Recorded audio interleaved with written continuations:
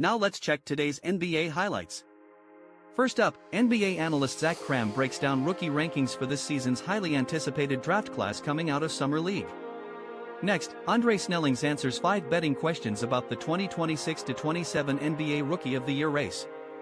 Also, LeBron James remains undecided about where he'll play this season. The NBA's all-time scoring leader and current free agent spoke Thursday but didn't. Meanwhile, Giannis Antetokounmpo, fueled by the pressure in Miami in the Heat's championship history, is hungry to win a title in South Beach. Additionally, Pat Riley and Giannis Antetokounmpo said they would love for LeBron James to return to the Miami Heat. And the NBA is investigating a 4-year, $64 million deal between Gary Trent Jr. and the Bucks for possible salary cap circumvention, a league spokesperson. First up, the NBA will not punish the Heat's Bam Adebayo for striking former teammate Tyler Herro at a Las Vegas gym last Friday, a league spokesperson told ESPN.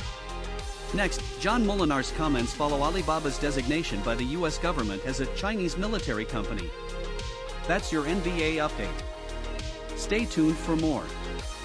Moving on to European football news. First up, for those who are just tuning in, here are the highlights of the World Cup so far, from Lionel Messi heroics and underdog upsets to brave USM and Perfect. Next, there are now just 2 teams still harboring dreams of becoming world champions. Also, the winners of the World Cup will be awarded championship rings in addition to the traditional trophy and gold medals. Meanwhile, New York City FC would like to sign Christian Pulisic to play in Major League Soccer, but admit AC Milan is not interested in selling the top American. Additionally, USM captain Tim Ream said he and his teammates were in shock following their poor performance in exiting the 2026 World Cup at the hands of Belgium. And poor air quality due to wildfire smoke from Canada has forced Thursday's Major League Soccer game between the Vancouver Whitecaps and Fire at Chicago. First up, England midfielder Jude Bellingham slapped the back of Argentina player Valentin Barco's head after their World Cup semi-final defeat in Atlanta. Next, Spain stars Lamine Yamal and Pedro Porro trained separately from their teammates on Thursday during the team's first training session in New Jersey.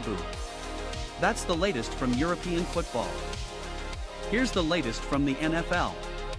First up, which NFL players would be worth 1 first-rounder in a trade? 2? 7? Let's put each team's stars into value tiers, factoring in ability, positive. Next, Saints running back Alvin Kamara will play for New Orleans in 2026 on a reworked contract. Also, Cowboys wide receiver George Pickens will officially play the 2026 season on his $27.3 million franchise tender after Wednesday's 4 p.m. Eastern Time deadline F. Meanwhile, an investigation of Geno Smith for an incident in which a woman accused him of battery last month is no longer active, and the New York Jets core turba. Additionally, Texans co-founder and senior chair Janice S. McNair died Tuesday in Houston at age 89, the team said.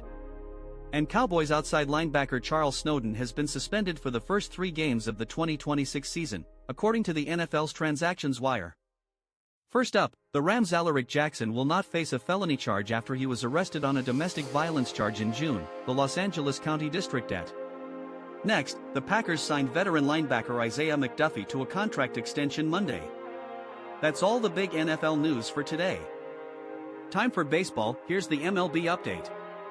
First up, Francisco Alvarez homered twice. Brett Baty also went deep and the Mets defeated the Phillies 4-1 on Thursday night in the first Major League game folios. Next, All-Star right-hander Chase Burns, who is 11-1 with a 2.54 ERA this season, has agreed to a 7-year, $105 million extension with the Reds, sources.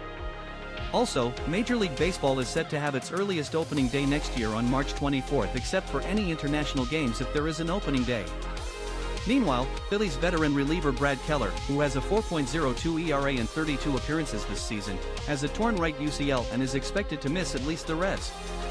Additionally, the Pirates acquired one-time top prospect Robert Hassel III from the Nationals in exchange for cash or a player to be named later. And the Astros have traded right-hander Lance McCullers Jr., their longest-tenured pitcher, and lefty Colton Gordon to the Brewers for minor league outfield. First up, starting pitcher Dylan Cease combined with 10 relievers in a dominant 3-hit, 15-strikeout shutout of the National League in a 4-0 win in Tuesday end. Next, in the 3rd inning of Tuesday's All-Star game, Cardinals reliever Riley O'Brien hit Rays third baseman Junior Caminero on the left hand with a 97.6 m. And that's your MLB roundup. More sports coming up. And in combat sports news, First up, Van vs. Cave, Topuria vs. Pimblett, Nunes vs. Harrison and more could be on the horizon in the second half. Next, here's a look at every weight class to determine the best of the best in UFC, PFL, and beyond. Also, Conor McGregor's return at UFC 329 peaked at 8.3 million concurrent viewers for Paramount+, with the event drawing 15.9 million viewers across the US. Meanwhile, 2 of the 8 men indicted for their alleged roles in a thwarted drone and sniper attack on last month's UFC Freedom 250 event held at the White Hope. Additionally, Conor McGregor will undergo surgery following his first-round loss to Max Holloway at UFC 329, and then he will fight again. And Conor McGregor's right knee was never an issue ahead of UFC 329, according to his longtime head coach John Kavanagh. First up, Pimblett stars, submits St. Denis at UFC 329.